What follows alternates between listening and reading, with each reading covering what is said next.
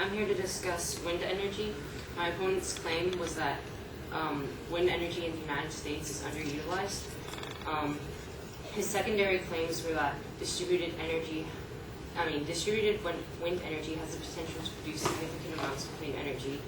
The second was that currently less than 1% of wind energy is produced by small turbines. And his third was there is currently a lack of municipal support of distributed wind energy. He defined distributed wind energy as energy that is produced close to or almost near the point of use. It was kind of hard for me to understand that at first, but it means that energy is produced like almost exactly next to like a residential area or a commercial area. His first point was supported by a study in 14 counties of North Dakota,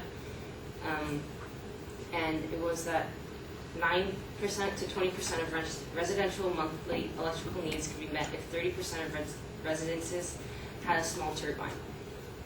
I had a problem with this because the study was conducted in only one state, which was North Dakota, of course, and this was problematic because in the evidence that he used, it stated that North Dakota was the state with the highest estimated potential wind resource, and I feel like to balance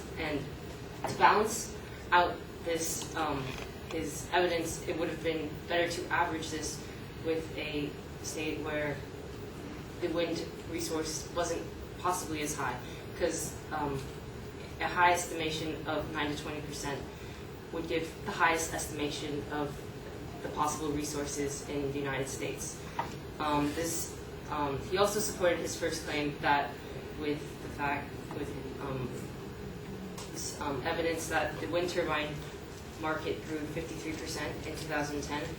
This means that 53%. There's a 53% in the market increase of purchase of turbines, and according to the American Wind Energy Association, this 53 increase of installed turbines added up to a 4.7 megawatt increase from 2010. This wouldn't be a significant increase according to the U.S. Department of Energy, because the average household uses 4.3 kilowatts per hour, and by my calculations, that would estimate to 37.584 megawatts per year for an average three-person family. His next point was that currently less than 1% of wind energy is produced by small turbines. From his evidence, it stated that 25.6 megawatts of wind energy was produced in the year of 2010 by small turbines, and that 40,267 megawatts was produced by wind energy for the entire year of 2010. And he got a percentage of 0.06% of wind energy was produced by small turbines in the year of 2010. But a problem with this is that he deduced that 0.6% of energy is underutilized when comparing to all the other types of energies that were produced. And his third point was there was a lack of municipal support for distributed wind energy. I wouldn't debate the amount of wind ordinances, but this does not mean that it is underutilized just because the government doesn't regulate it like other energies. One reason why it would be less ordinances is because small wind turbines would be in more local areas rather than large commercial production of energy, such as solar energy or or coal. So yeah, that's it.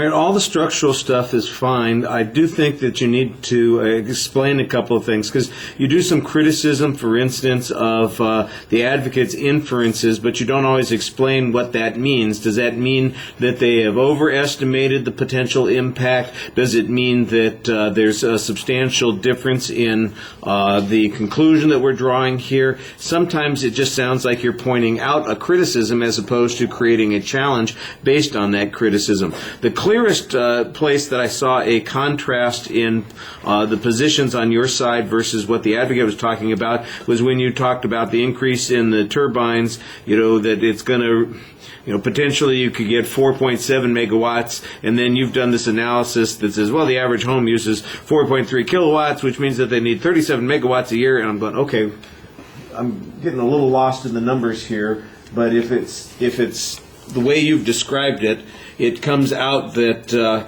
the increase in the turbine available would provide less than 15% of the energy that the average family would use. So it's a relatively small amount. It's not, and I think that's the inference that you're making there. Sometimes you just get involved in presenting the numbers and the evidence without telling us what's the claim that we're making from this, what's the inference, and how does that contrast to the advocate's position. And I just thought that came up occasionally.